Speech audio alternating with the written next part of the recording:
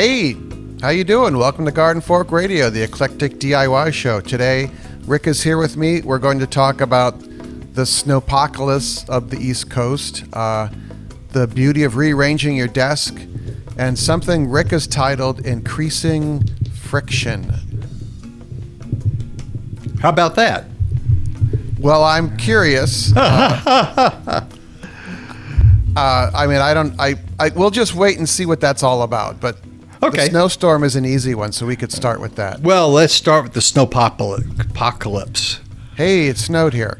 Yeah, I'll be damned. Actually, you got a good deal of snow. How much did you get? About 2 feet, which I thought it was going to be this, the news media whipping everyone up about a storm, and it started to snow, and I'm like, this is not a 2-foot storm. And then I woke up the next morning, and there was between 18 and 24 inches, depending on where you are, in the greater New York City area. But Right. It was substantial, and it did not really.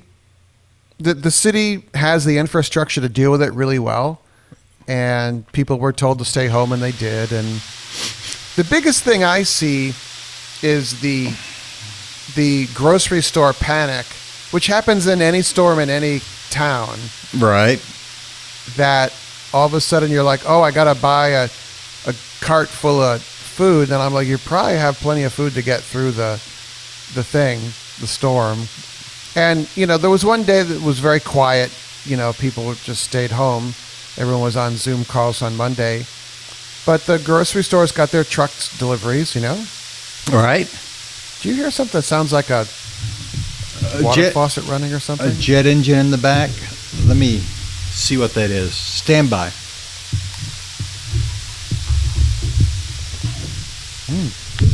I'm curious.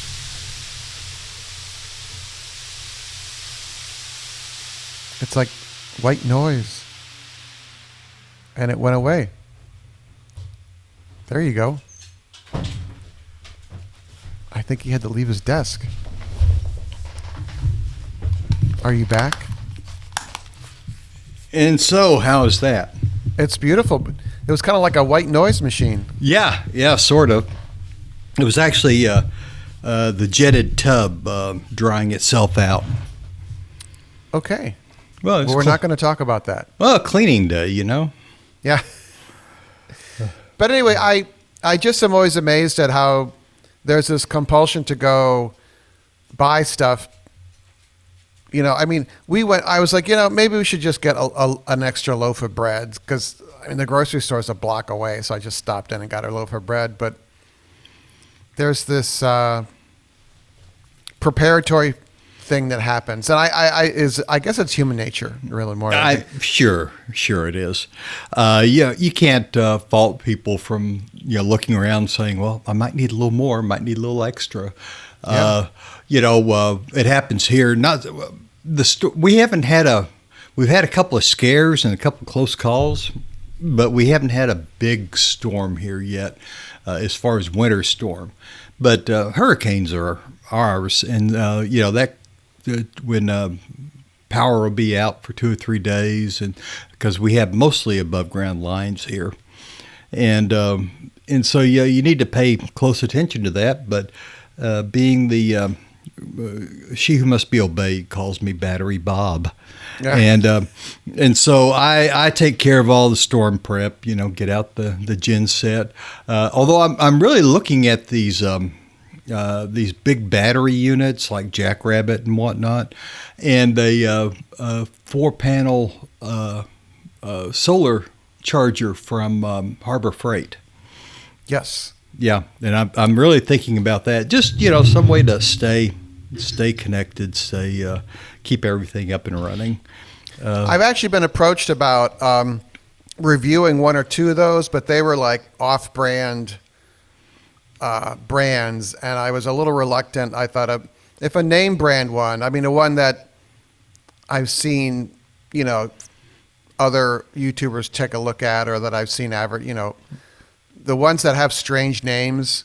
Yeah. I'm like, I don't know about that, because it's it's my name I'm putting on it. So yeah, I don't want to say I'm endorsing it, but I would, and it really made me think about we have a very simple heating system here. It's steam heat that's fired by natural gas or propane. And you need very little electricity to run a system like that. You basically have to run the thermostat and the gas safety valve, which pulls. They run on 24 volts. Oh, wow. Okay. So you could essentially, you can craft a 120 volt extension cord plug to plug into your Jackery or whatever portable power system. Right. Yeah. And you would be just fine. And you could charge your laptops and run your. You can even run your cable modem because they barely pull any power because a lot of times when your power goes out, your internet is still working. Right. And the fact that you have the screen, the multi-fold out solar panel charge thing, you can charge it during the day. And I actually have been thinking about that as well. Yeah, just Jackery. That was the brand I was the Jackrabbit, but Jackery is the brand I was thinking about. But there are other dozens and dozens of good brands. But it's portable. It's quiet. I fired up the generator just to test it, and about half dozen people came and looked through the gate to see what I was doing, and I'm like, oh, I hate this. What's that Rick guy doing? Yeah. And, and just everybody knowing you have it. That's the problem with a generator. It advertises to everyone that you've got the one thing everyone's going to want in a couple of days. But I set out extension cords out front with a little charging station. So, like a power strip out there, yeah. Yeah, and let people come and charge up when we need it. And that throw that across the castle wall. Yeah. That's it. But we haven't had to do that in a while, but we've had to prep a few times. But I just like staying relatively well supplied. I think we got 3 months of food if we ate pretty low to the ground. And that's the reason during the pandemic, and there's the great toilet paper panic. Yes. And I put in bidets. Yep. I just try to do something other people are not doing, and going out and finding more toilet paper. And I can't tell you how wonderful a bidet is. We'll someday talk about the bidet, but it is just so terrific, keeping things clean, and boy, you feel kind of nasty afterward if you don't have one. They work. Yeah, I'm thinking about making a travel case for mine. The Europeans, are a couple steps ahead of us. Oh, there was a time in this country, we're talking about with the framers, that they were looking all over the world trying to get new ideas, new things, bring them in, find out what worked best, not what was working, but what worked best, and get all that set up before the revolution. Andrea Wolf wrote a great book called The Founding Gardeners. And it was mostly about Benjamin Franklin kind of being the hub of this Republic of Letters. And he is begging people, send me all kinds of your seeds. We want to try them out here. We want to, send me a new plan for a plow. Thomas Jefferson patented a plow that was a major revision. But it was based on a European design he'd seen. Just trying to kind of get things moving, and not all good ideas come from us. Yep. And when we get to the point as a country that we think any idea outside our own is a bad idea or suspect, I kind of worry about us. We've become too insular. All right. Back to the storm. But have you had a storm? Yeah, but it's.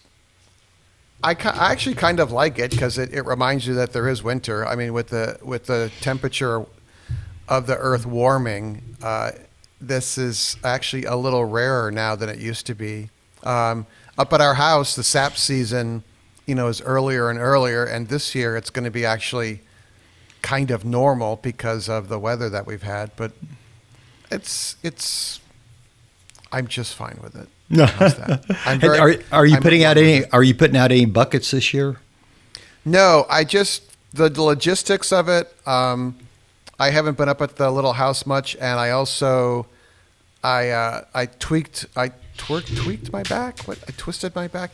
I was stupidly lifting up a concrete paver that was on like a table, and it's a big concrete paver, and I reached over the table to lift it up, and it was a very bad position to be in, and then I lifted this 45 or 50 pound piece of concrete up. And actually, I just went to the massage therapist, and Yeah.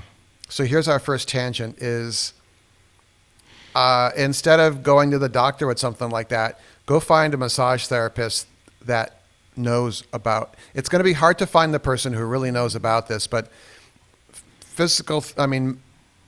a lot of massage therapists could almost be a physical therapist, except for the licensing and everything. Right. I would steer away from, and this is not to denigrate them, but this is if you have an injury you want worked on, the ones that kind of emphasize the woo part of it and more about, people bring up deep tissue massage, which does help, but my QL muscle is what I torqued. It's called the quadratus lumbara, I think it is, but it connects your rib cage to your pelvis. And I was dealing with this for months, and I thought my massage therapist has retired. And then I just texted her and said, "Did you retire?" She goes, "Yeah, but I see people on Wednesdays." Yeah. And so I actually just went and saw her, and I'm like, "Why didn't I do this 2 months ago?" Yeah. Oh yeah.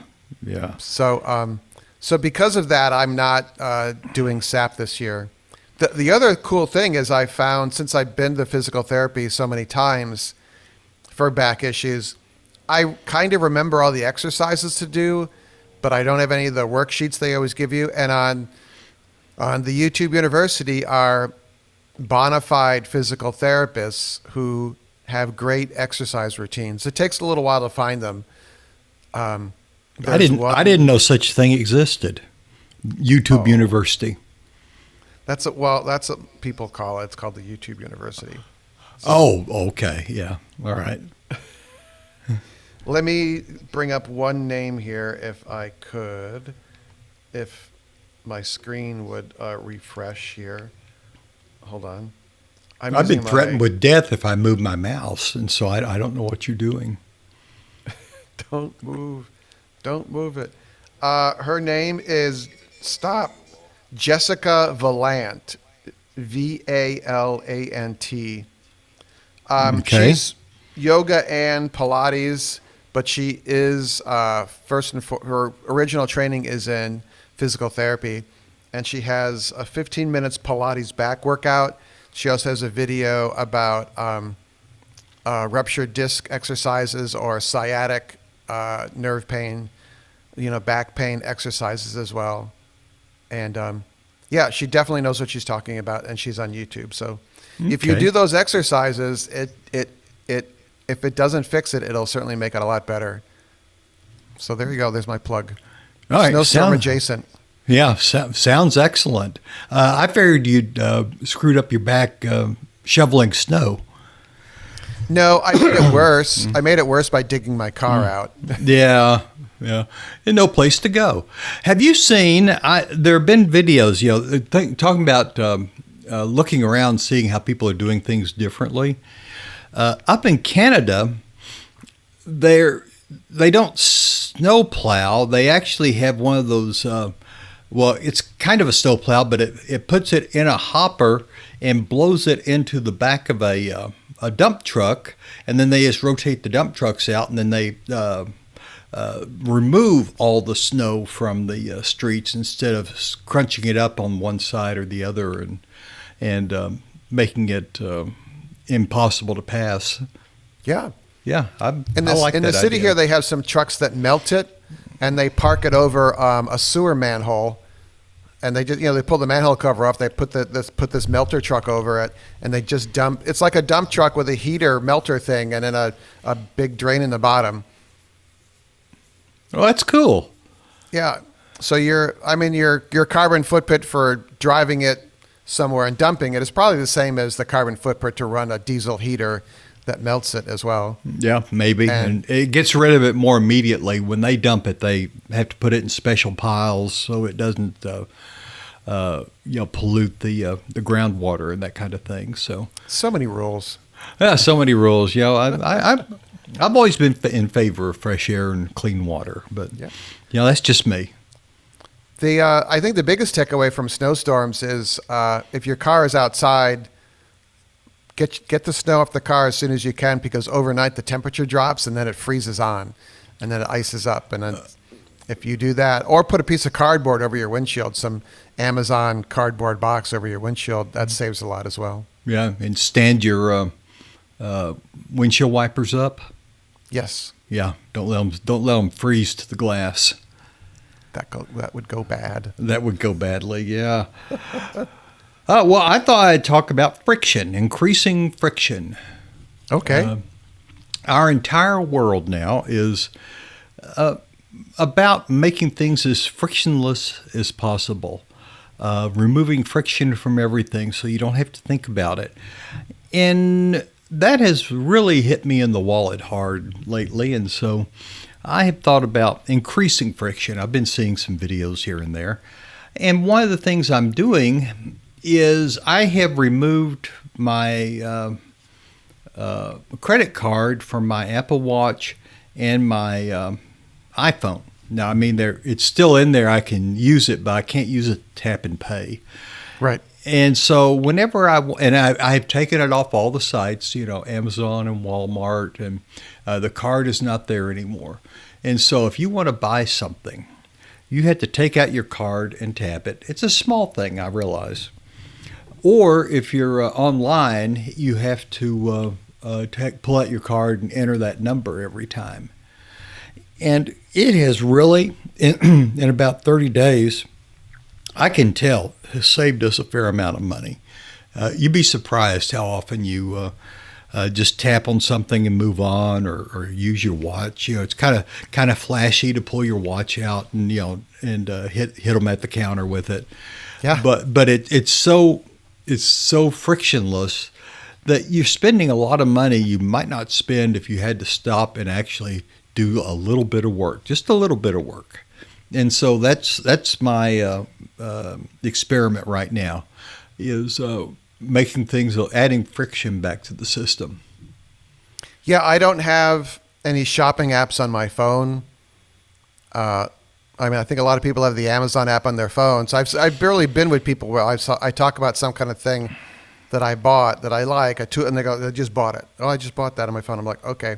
And the way my web browser is set up on my computer, my iPad, it doesn't. It flushes all the cookies and all that stuff. So when you go to Amazon, use the Amazon website on the iPad or the computer, I have to log in again, and I have to type in my password again, and so it puts up some walls. Right. Exactly. Yeah, I am naturally very frugal, so I think about things several days before I actually hit the buy button, but I do understand putting up some walls, because it's really easy just to go boop, with your phone. Yeah. Oh, yeah. And I'm trying to increase friction everywhere in my life, actually, because I found out I'm just getting used to things being done for me. And then wondering how, she who must be obeyed will ask, where'd this come from? I said, I don't really know. It's bad when a box arrives at the door and you have to open it to see what's in it because you can't remember what you ordered. Yes. Yeah. I thought about that with, I took a Lyft car to my massage therapist's place, and it's 30 blocks from here, but I was pretty sore, and I just was like, I'm just going to take the car. And then I realized how all I did was whip out my phone and got a car to show up within 5 minutes. And before Lyft and Uber came along, I use Lyft. Uber I have some issues with from what I've read about them. And all I did was pull up my phone, and a car shows up, and I got in the car. And I'm like, it used to be I'd have to call the local car service. Right. a taxi, a local taxi, and say, okay, I'm over here, meet me here and at the corner, and they may or may not have a driver available, and so it's very frictionless. So it's really easy to rack up your Lyft or Uber bill. We rarely use them, but I could see how that is very easy to do and kind of get out of hand as far as spending. Well, it's just I don't. Most of the time, if I want something, I'll buy it. Period. But at least I have to have that step in there and go. Well, I don't think so. If I really want it and it just keeps coming back to me, well, then I'll go ahead and buy it.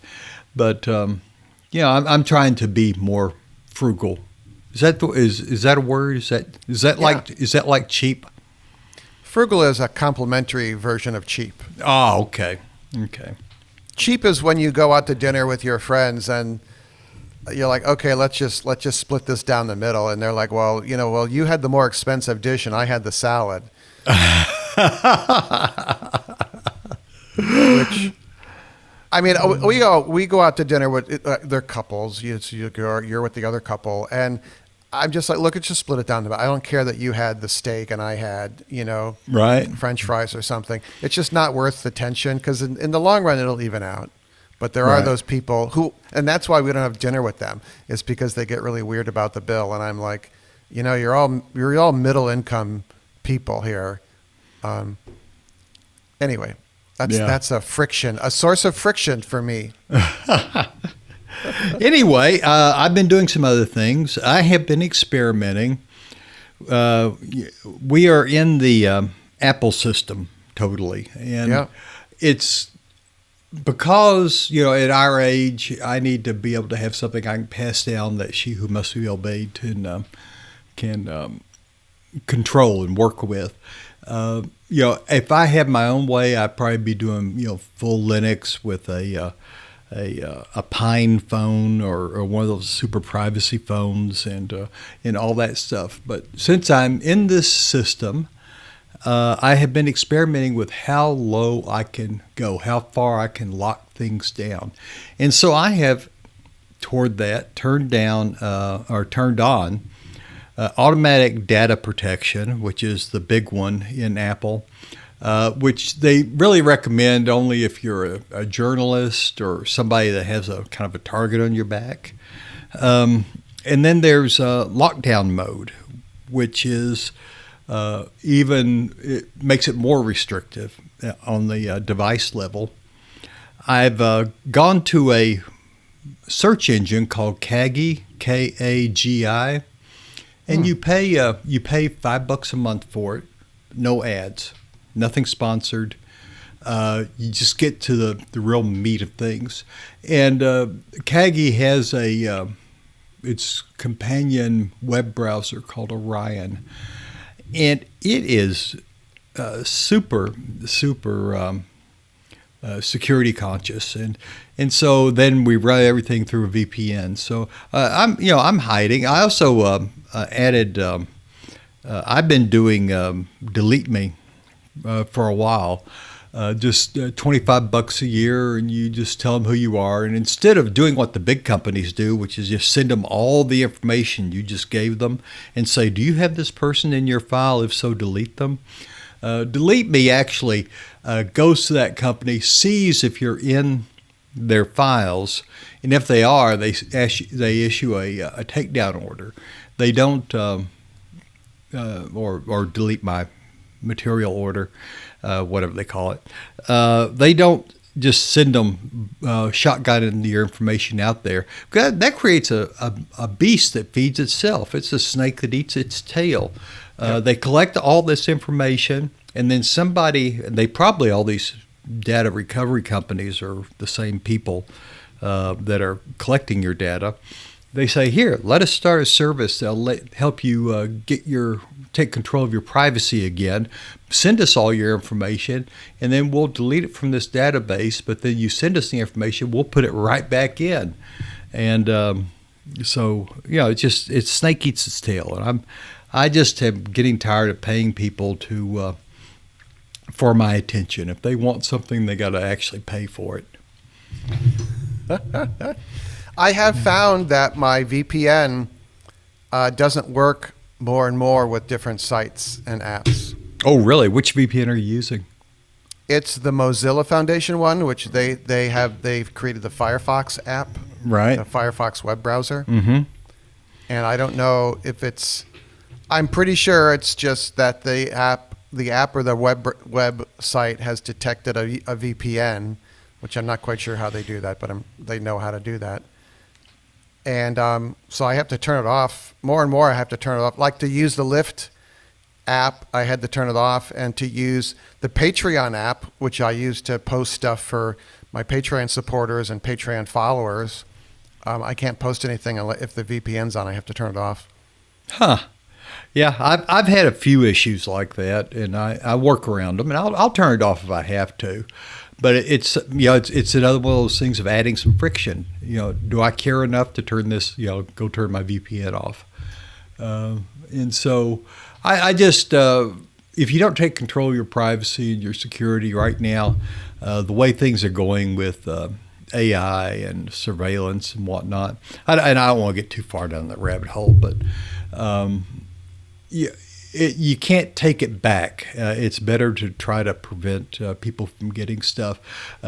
Nicole and her kids, she's been really super good about locking them down. And when they do use their phones and iPads and whatnot, having a lot of good practices in place so that they don't begin at a very early age spewing out their data to just everyone. I have deleted apps from all of our devices that I can get away with. There are a few apps that I still have to have, but I've deleted all the apps. I am thinking very much about trying to go to I have an iPad Pro, and I got the Pro model specifically because I want to try to use it as a desktop replacement. Yeah. And the reason is that the mobile system is very secure everywhere. It's pretty much secure. It is sandboxed. Each app that you open opens its own little sandbox, and it can't get out to do other things inside your system.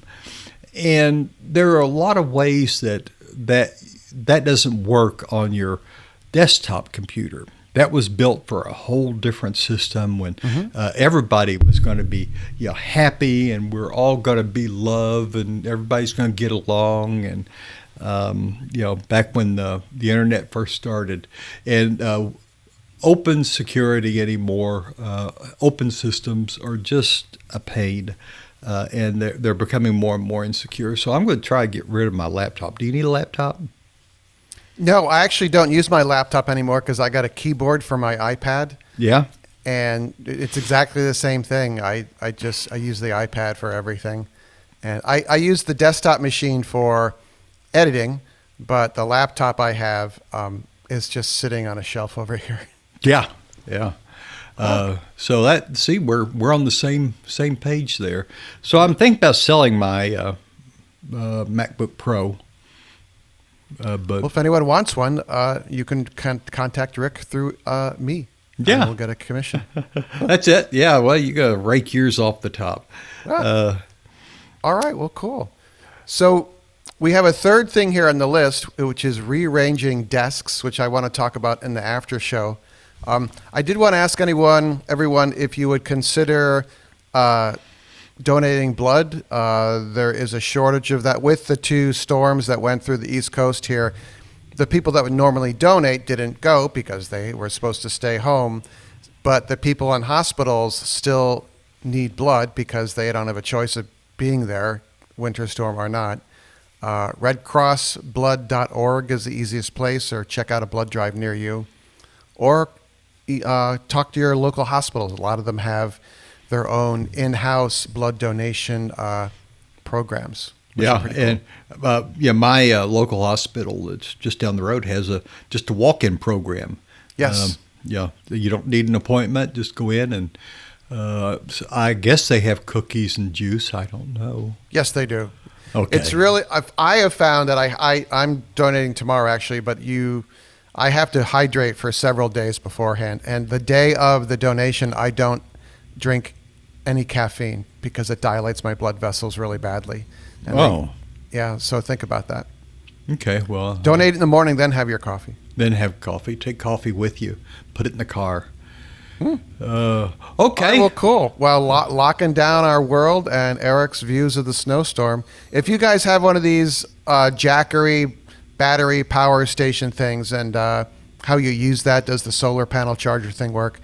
Be curious to hear about that. Gardenfork87 at Gmail. Yeah, Jackery is a brand, but if you have anything that's similar, and if you know what Jackery is, and if you're familiar with the concept, you'll know what we're talking about. Let us know if it's working for you, because I'm, in a lot of ways, it would be easier to have this a good system like that than it is to keep the generator running. Yeah. And all right, well, cool. I've already got my generator chained to the fence, and so. Yeah, mine is chained into the garage with a very large chain and lock, unfortunately. Yeah. People hear that thing running, and it's like, oh, there's gold. We've actually had neighbors that had their generator stolen while they were using it. Yes, that has happened. Chainsaws and generators are easy to sell. Yeah. And hard to trace. And we actually, our water pumps here that fill the towers have a backup generator. And the last time we needed them, we found somebody had broken in, stolen all our generators out of the water pumps. Oops, yeah. All right, everyone. Thank you again. Rick, stick around. We'll do the after show. But I appreciate you guys listening. It's always fun to hear from you. Thank you. Garden Fork Radio is produced by Garden Fork Media LLC in Brooklyn, New York. The music in the show is licensed from audioblocks.com and uniquetracks.com.